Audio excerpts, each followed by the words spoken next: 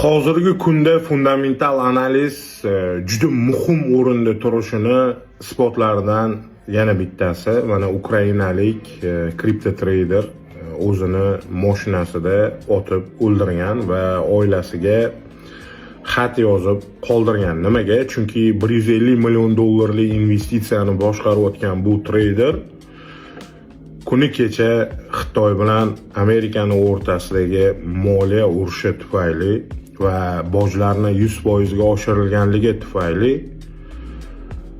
juda katta yo'qotish qilgan va bu yo'qotishlarni sababida o'zini otib o'ldirgan. Bu gapim bilan nima demoqchiman?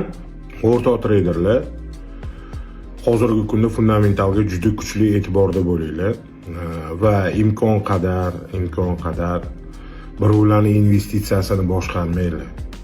Pulinglar bo'lsa o'zingizlarnikini boshqaringlar. Bo'lmasa odamlardan pul olib, men ko'paytirib beraman, juda kuchli bu, millioner bo'lib ketamiz degan narsalarni odamlarga aldab berib yurmanglar. Bu bozor va bu bozorda fundamental tahlil juda muhim o'rinda turadi va Donald Trampga o'xshagan prezidentlar bor ekanki, bozorda juda kuchli manipulyatsiyalar bo'ladi va bu manipulyatsiyalarning hisobidan juda ko'pchilik xonavayron bo'ladi.